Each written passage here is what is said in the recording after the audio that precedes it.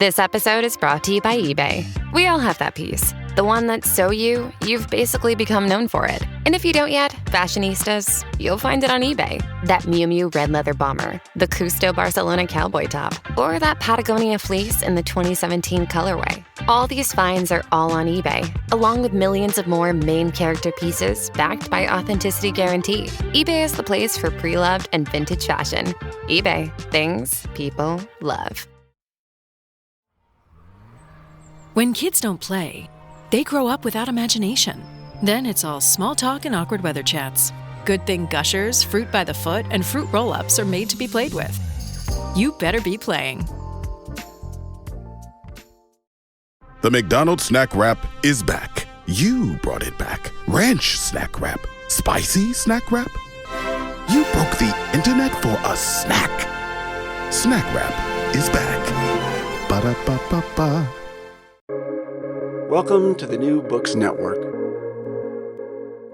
I'm Chris Holmes, and this is Burned by Books. Here you'll find interviews with writers you already love, like Jennifer Egan and Rebecca Mackay, mixed in with up-and-coming voices like Alexandra Kleeman and Rumaan Alam. You'll find us wherever you listen to podcasts, but check out previous episodes at burnedbybooks.com and on Instagram and Twitter at burnedbybooks. Let's start the show. There's something rotten in the state of, well, you know the rest. But this something sits at the core of Ruben and Cecile's marriage in Andrew Lipstein's latest novel, Something Rotten. The story of a couple's transition from Brooklyn to Denmark and all the baggage, including a very new baby that comes along for the ride. Ruben has recently been cancelled, fired from NPR after accidentally broadcasting himself in a very private act of giving with his wife. And after some consideration, the two decamp to Denmark, Cecile's native country, which seems the best and perhaps only choice for seeing them through this trying time. Once settled, Ruben finds that while his wife has reassimilated back into her own language and culture, he is an outsider at every turn, missing the joke or being the butt of the joke, especially when Mikkel, a journalist and outspoken critic of just about everything, joins them for a drink. Ruben sees in Mikkel an assurance, an ability to perform a certain masculinity without embarrassment, and he finds himself ever more tightly wound into his life. When Mikkel's charismatic truth-telling appears to go off the rails, Ruben must prepare for a new crisis of conscience, one that requires a complete re-examination of what lies rotten within himself and the culture more broadly. Told with uproarious humor and a love for the linguistic wind-up, Andrew Lipstein has written a novel that presses on our sorest spots with every intention of making them more vivid and more fully felt. Andrew Lipstein's debut novel, Last Resort, was published in 2022 by Farrar, Straus and Giroux in the US and Weidenfeld and Nicholson in the UK. You can hear our interview about that amazing literary hoax on Burned by Books at the website or anywhere you find your podcasts. His second novel, The Vegan, was published in July of 2023, and he lives in Brooklyn with his wife and 3 sons. Welcome back to the show, Andrew. Thanks so much for having me again, Chris.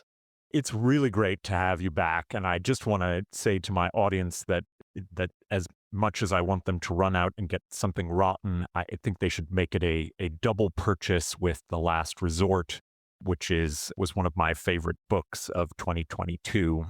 And I have The Vegan, and I haven't read it yet, I'm sorry to say, but I'm looking forward to that. Okay, we've got to start with the cover. It's impossible to ignore. I think it's amazing, and I think it does incredible work for what is contained in the novel, which we'll get to. But it's almost at times difficult to look at. And I want you to tell me about the process of picking it and what you're hoping for in the response from potential readers. Yeah, well, there's actually quite a story behind the cover, and it. And maybe you could, maybe you could describe it too, because I didn't do a good job describing. Yes, so it is an up close, either a photo realist painting or a stylized photo. I'm not sure of about a 1-year-old baby crying, his teeth sort of visible, the face scrunched up, and sort of one teardrop about to careen down his cheek. Yeah, that's great. And so how did you end up with this cover, and what's the story behind it?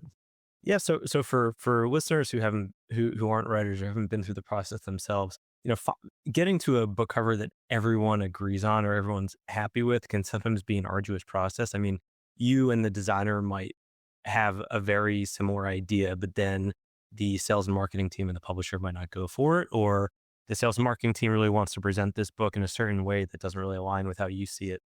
Which is all to say that once you get a cover, it can be extremely relieving. And what happened with this process is that me and my publisher found a cover that everyone loved, that I'll go into in a second, but that we realized we couldn't use and basically had to start from scratch. And that happened because one of the characters in the book, actually, Mikkel, is sort of based on a friend of mine in Copenhagen. And we had used a photograph of him that my publisher had manipulated to sort of suit the purposes of the book. And it was a really striking, artful photograph. And I especially liked it because, well, how he looks, he is the character.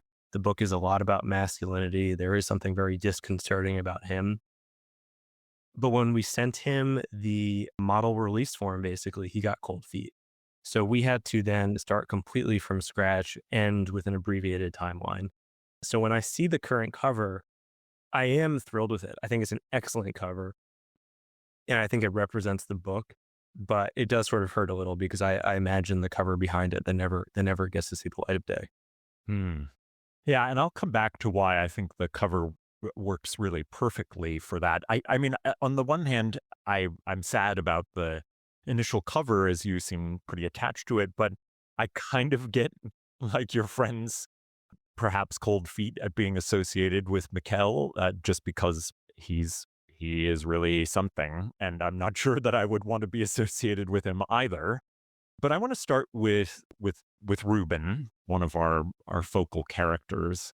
He's been canceled, to use the term that the novel employs, for accidentally, quite publicly performing oral sex on his wife during an open Skype meeting. I think it was Skype. Zoom, yeah, Zoom. Zoom. Yeah, Zoom is more of the moment than Skype. He's not the first and won't be the last to have this kind of experience, but it does have very specific and personal repercussions for him. It exiles him from his career at NPR and his work colleagues. This event is the catalyst for what we might call a crisis of manhood. Why did you want a canceling for this precise sex act to be that catalyst? And what did you learn as you let it work itself out on Ruben? Yeah, there is. Well, first of all, I didn't want the book to be a book about cancellation culture, and I don't think that Ruben's cancellation is at all speaks to the moment, and it's really sort of pathetic in that it does result in him losing his job, and it is sort of savory to discuss, but it isn't really the consequences don't sort of match the intent of his act, and it's not even that interesting of a thing to have happened to him for his entire career. He's a host for NPR to basically vanish. I love the fact that he basically stumbles into this thing instead of, and the reason why I say it, I don't want to be about cancellation culture is I'm in no way like anti Me Too or think that we need to like satire Me Too or cancellation in general, because obviously by and large, cancellations have been a good thing. I mean, 10 years ago, it was just taken for granted that you can act inappropriately in the workplace and get away with it scot-free. Ruben is sort of taken down by basically an accidental stumble within the culture that he had previously subscribed to. And I think it's really necessary to understand his cancellation, where it took place, which is NPR, and under what conditions. And I think as it's presented to the reader initially, I really wanted it to be something that seemed very laughable and almost seemed like a satire, but that lasts basically up until you get the other side of who is involved in the incident which precipitated, which, as you say, is him performing cunnilingus on his wife. So I really wanted to present a situation that wasn't easy to dissect, wasn't easy to take a moral side on, and in that way represented reality. Mm, hmm. And so, well, you said you didn't want it to be a satire, but because of the extremity of the repercussions and the particularity of the act, as opposed to something like the, masturbatory, the more common masturbatory failings of those who are, caught on Zoom. It is this moment of a kind of giving, and so that there is a kind of like implicit satire there, I think. Yeah, I mean, it's he's kind of like a liberal hero, a coastal liberal hero. He's an NPR host. He is, of course, canceled for doing what basically, good liberal men are supposed to do, which is, service women and defer to them. He isn't someone who is like making a pass at a coworker. He's not someone who is even, as you say, masturbating, like the famous case with the New Yorker writer. He's sort of caught in the act that he's sort of supposed to be doing just off camera. And I think that's very representative of the fact that a lot of how people act in private is acceptable insofar as it's in private. And the way that we act in public and the public discourse, especially around issues of culture, is just vastly different from those that take place behind closed doors. Mm-hmm. Ruben's wife, Cecile, is returning to her native country, Denmark, and with it her native language. She's all of a sudden able to express herself without any pauses or second guessing, the kinds of things that come up when she's speaking English, even though she's quite fluent. Ruben, on the other hand, must constantly rely on his friends speaking English in order for him to communicate. But when he does occasionally use Danish, it further alienates him from a country not his own. Are you interested in the ways in which language acquisition and nativity are both a literal problem and a metaphor for the ways language fails us when we most need to understand each other? Well, I am very interested in the fact in language failing us, and a lot of my second book, The Vegan, deals with that. I think it is a metaphor, but in a different way. We're specifically talking about different languages here. In the way that Cecilia sort of clicks back into Danish culture and feels at home, in the way that's represented in the book by her speaking and hearing her own language, and the way Ruben fumbles in that same environment, despite basically being of the same milieu of the people he's interacting with, I think is a metaphor more for how cultures exist and how basically, and I think I say this in the book at one point, what cultures are like languages, in that there's native speakers and then there's everyone else. And you can get as good as you want at a language, but you'll never be a native speaker if you weren't.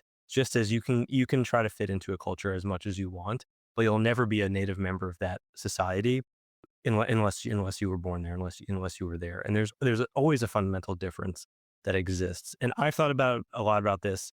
My wife is Danish. When we go over to Denmark, it's not like I'm entering a new world.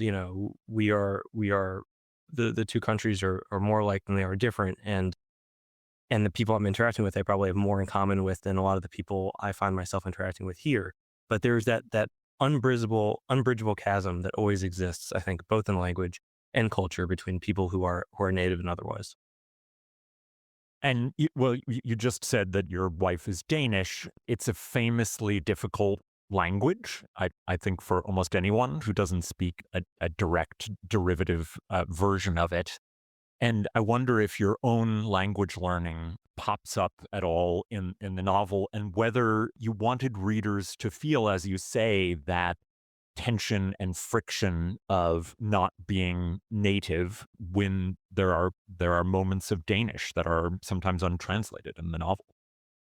Yeah, and I think there's something actually very special and unique and metaphorical about, especially Danish and being a foreigner speaking it or hearing it or writing it, which is that I actually think Danish is fundamentally an easy language on paper. I actually know that the vocabulary is limited in part because words have much more depth to their definitions. They can be used in far more disparate ways. But it's very difficult to speak, especially because it has 3 extra written vowels, which are, of course, easy to notice when you're reading, but when you're speaking, it involves so much more precision on the vowels that it is so much harder to express yourself than it is to observe and to hear what others have to say. And I think that is just what it feels like to be in Denmark and in most cultures generally, is that you're really stuck in the role of an observer, and you can sort of learn what's going on, learn the dynamics between people, understand the cultural norms, but it's so much harder to express yourself for who you are in that culture than it is to sit in it and watch. Yeah, I lived in Japan for a while, and then I lived in Spain. And the thing that for me was the hardest was being not able to be funny. And finding that telling a joke, both because, getting the language just right when you don't necessarily understand all the connotations of the words you're using, but also because context and cultural context is essential for humor. And it's very difficult to find that even as, a advanced language learner.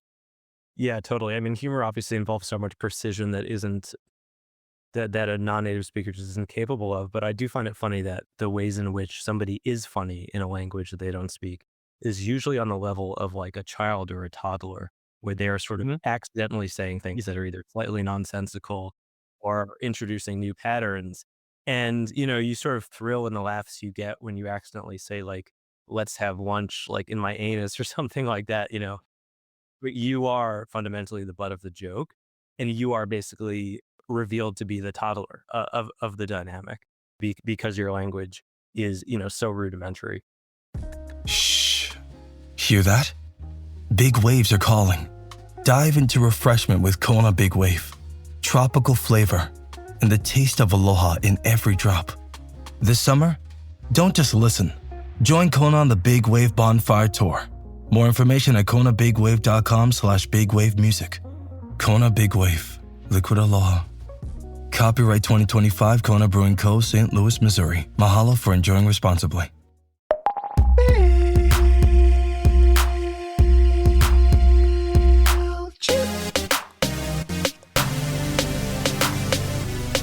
When you wanna grow your list size, pop up like it's hot, pop up like it's hot, pop up like it's hot. And when you gotta boost your revenue, pop up like it's hot, hey, pop up like it's hot, pop up like it's hot. Pick your favorite template, you can tailor to your brand. They're MailChimp-erific, you're gonna be a fan. MailChimp your marketing with our new customizable pop-ups. Yeah, no, I agree entirely. Mikkel is such a powerful force of deceit in the novel. But he is also incredibly attractive to Reuben as an icon of something like the unembarrassed man. He is both a stereotype of masculinity and, in many ways, a refusal of some of its tropes. He stands in a way for what Reuben sees more generally as Danish men being okay with being men. How does Mikkel's immorality then complicate this real feeling and vulnerability that he evokes in Reuben? Yeah, I think I don't think Mikkel is any more offensive or immoral than the average person. I think that the culture the Danish culture allows and appreciates men like that who almost thrill in being irreverent and offensive, especially even in a city liberal context. And Reuben, of course, isn't allowed any such freedom in New York, in America, where intentionally being offensive as a man is basically, tantamount to, it's basically like a violent act. And I think Reuben is so attracted to Mikkel because he has that freedom and because he is witnessing basically like his id, just who speaks another language and is probably 6 inches taller and is a bit more attractive. And of course, whenever we encounter someone who shares something with us at our core, but is allowed to express themselves in a way we can't, we're guaranteed to be filled with envy. Mm, mm. And id is such a good way to describe him.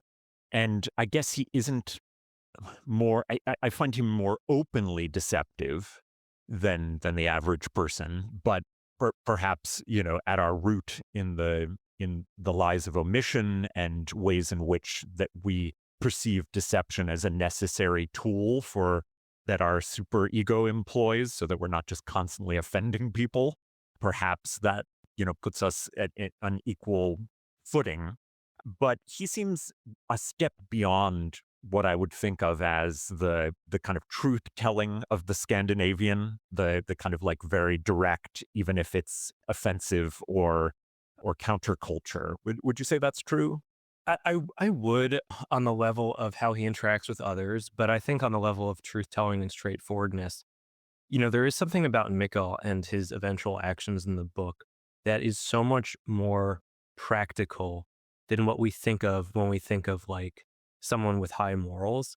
Mm. And I think that latter category, we're much more likely to think about how they present themselves and how they interact with others and the impression they give, as opposed to the actual impact they make. And I think by the end of the book, I won't give too much away here, but how we are to judge Mikkel's actions based on the impact they have on others, I think really complicates this idea of somebody being moral or amoral based on the impression they give. Mm, mm. Undergirding the other tensions of the plot is Arne. How do you say his name in Danish? Arn. Arn. Is Cecile and Ruben's baby. Having a baby is disorienting and depersonalizing. It tends to make life's difficulties harder and marriage much more complicated, even though, at least in American culture, that's not something we really have a lot of honest conversations about. It can even feel like an uncoupling from reality. Do you feel like this, and this is where you want to say that I feel like the cover is so perfect, because there's a sense, I feel like early on in caring for a baby, in which this intense focus on a screaming, inconsolable being that you cannot understand, you have no native language in common with, and who refuses even your love. I mean, you talk about Arn kind of pulling away from kisses because it's just this sort of wet thing that he doesn't like. But I think the cover perfectly encapsulates that. And I wonder if you think that the honesty around that uncoupling from reality gets its due in literature. And I want to know how you wanted to represent it. Yeah, I think there's many, many levels to it. I mean, I definitely agree that, well, I think that parenthood, especially new parenthood, is sort of, if anything, errs on the side of being represented in the literature as almost too meaningful of an event. Mm-hmm. Yeah, agreed. And, I having a kid has by far been the most meaningful thing that has happened to me, but it's always sort of extended into the realm of metaphor, as if raising a child, the difficulties and realities of it is almost like too immense to even like capture in real world situations. And the cover I think is a little telling here in that it features a crying baby. And for anyone who's had a baby, that there's something about a crying baby that A, you cannot not pay attention to, and B, you have to at some level not pay attention to, or else you'll lose your mind. I mean, babies of this age, basically infants, babies who are less than a year old, like obviously your goal is to make them cry as little as possible. But babies are going to cry. In fact, if a baby isn't crying inconsolably at some point, something is probably wrong with the baby.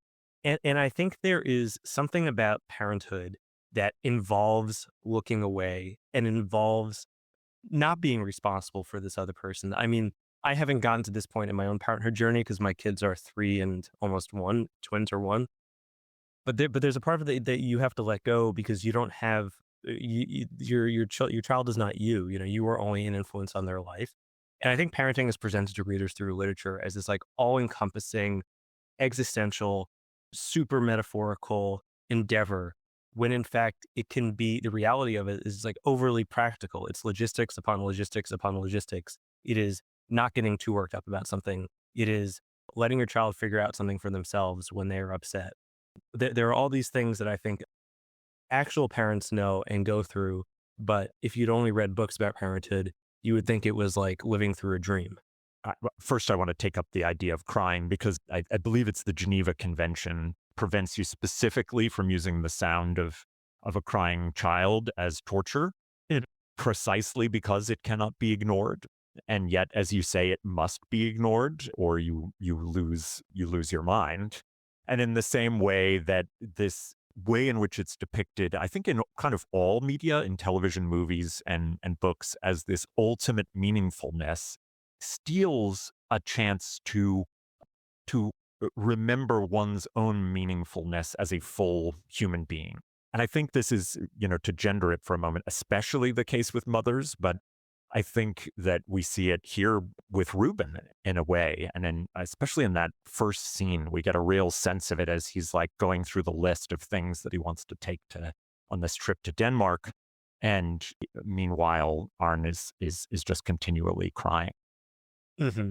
Yeah, I mean, and of course, Reuben he has the role of the traditional mother. He's the primary caretaker of the baby. Yes. And I think, to be honest, as a father today, you don't get, even if you're not the primary caretaker, it's sort of like, it doesn't, I don't think people appreciate that it's a huge endeavor regardless. Mm. And I think what's so sort of hard for Reuben is the fact that he is given all of the responsibility and pain and struggle of being the primary caretaker without sort of getting any of the recognition for it. Mm. And I think that is, obviously somewhat realistic. Yeah, no, absolutely. Jonas, am I saying that right? Yeah, you are actually. Jonas, Cecile's first love in Denmark, is dying of a rare brain disease. But the truth of that diagnosis seems to unravel as Reuben falls further down the rabbit hole of Mikkel's deceptions. But even as that story begins to seemingly unwind and fray, the novel asks us to think about how falsehoods are powerful in our lives, perhaps even productively. This is a topic that connects a lot of your work. In fact, we talked quite a bit about truthfulness and your particular relationship to speaking the truth and, in a way, writing the truth. And I'm wondering how Something Rotten expands upon that. Yeah, I mean, I think some of the most important things that to remember and to confront have to be delivered in a way that is fictional or deceitful, because otherwise we would completely forget about them. And in the case of this book, that is simply mortality. I think it's almost humorous or farcical to say that I don't think many people realize they're going to die. I think they accept that fact, and if asked, they would readily admit to the fact that they were going to die.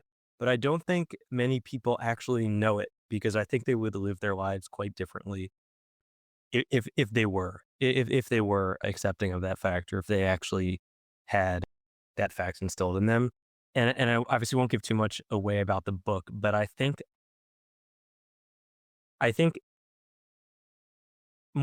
awareness of mortality can be a gift, even if it is delivered in a way that is deceitful. Mm-hmm. Just like any lesson. I mean, the fact that we can glean lessons off of fiction, novels, movies, speaks to the fact that something doesn't need to be true in order to carry with it meaning. And I think there are certain aspects of life we are so blind to that the only way to explore them and play around in them is through fiction or lies or deceits. I like that as a description of the way, especially that fiction operates. And I won't go into the details of the book because I think it's a really important plot point that I don't want to steal from anyone. But I feel like the way that you handle it here is provocative in a manner that does make us kind of return to that question of what things need to have. Rather, maybe even falsehood is the wrong word, but narrative that is crafted around something like mortality. And would you say that might be a little bit closer to what you're going for rather than just objective falsehood? Yeah, I think that's accurate.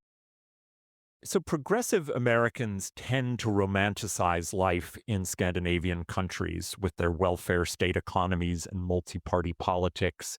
See the amazing TV show Borgen for a version of this romanticism, which you hilariously take a dig at in the novel, probably because it's most liberal Americans' way into Danish politics, as well as their communal orientation as a culture and society.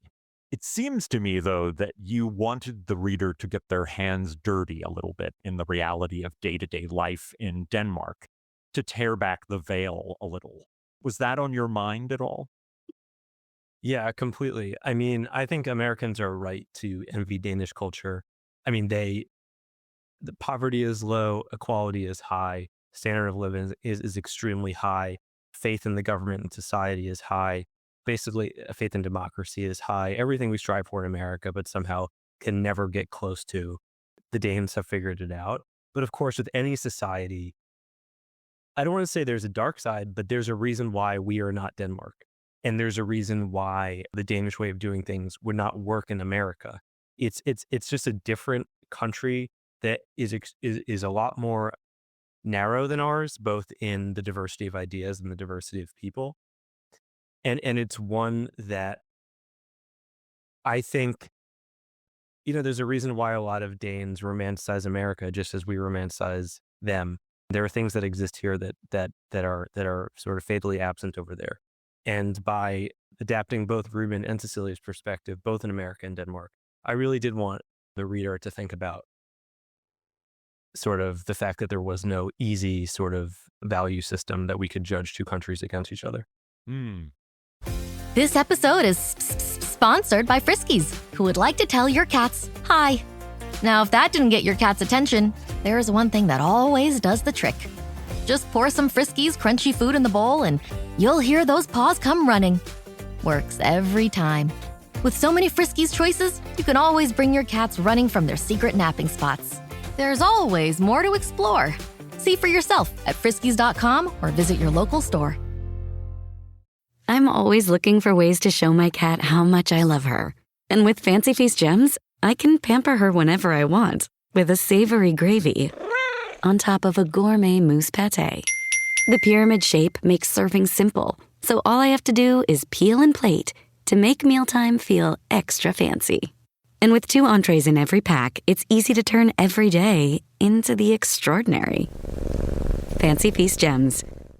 Well, I'm glad you at least let me hold on to a little bit of my romanticism of Denmark and Scandinavia. As I'm standing here, I'm staring at my library, which contains Viking economics, the Scandinavian theory of everything, and several other kind of commonplace books that like to do that romanticizing in various ways. So you let me hold that a little bit, but at the same time, I think giving us the true, the truth about that contrasting countries is often a failed endeavor, particularly when their contexts are so different. And I can imagine more different contexts for just even the beginning of a nation state than Denmark and the United States. Yeah, completely.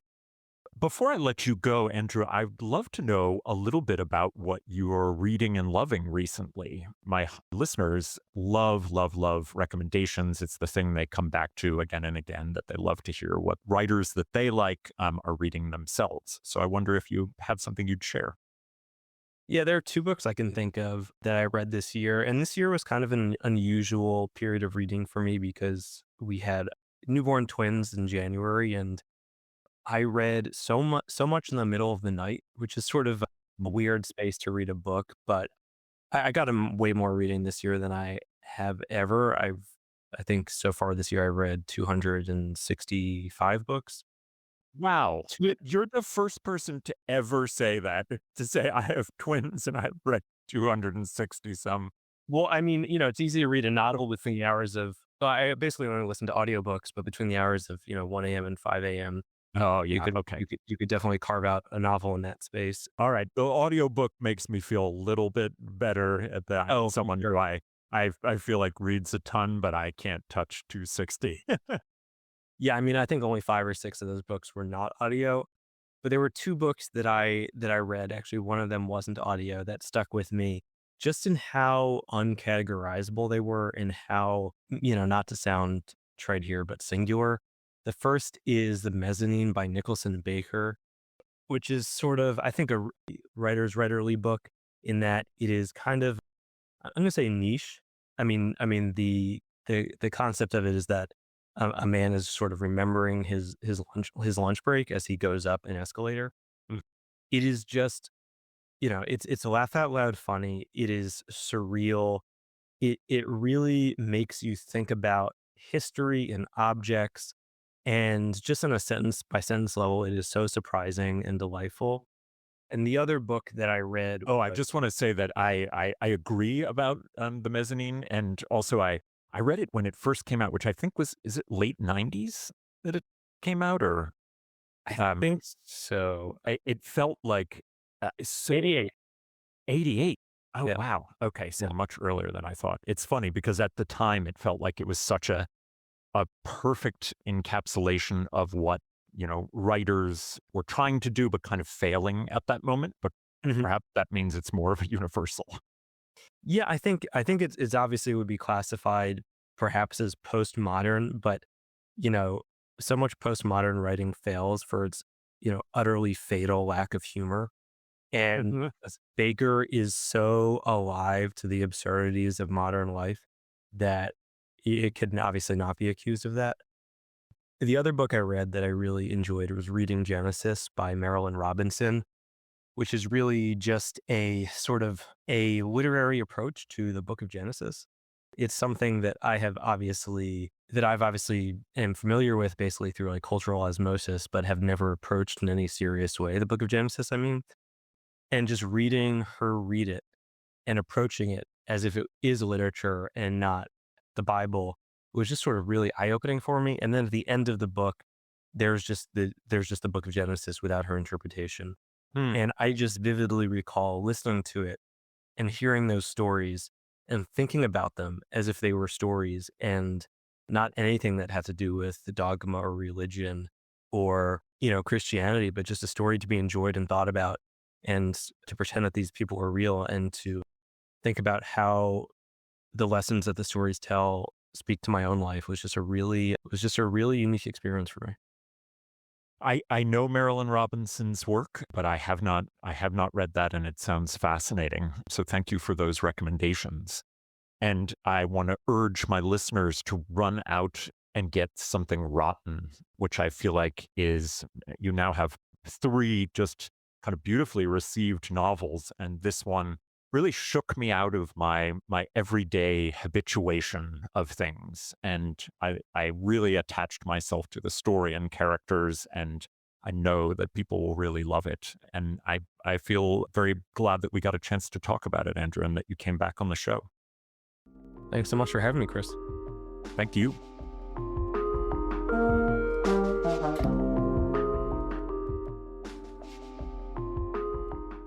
Well, that's all from me for now. My thanks to Andrew Lipstein for coming on to talk about his newest novel, Something Rotten. You can find links to purchase Something Rotten and all of Andrew's recommended books at the website, burnedbybooks.com. There you'll find all of our previous episodes, links to buy a podcast t-shirt, and ways to get in contact. As you listen, take a moment to rate the show on iTunes, Spotify, or wherever you find your podcasts. Until next time, this has been Burned by Books.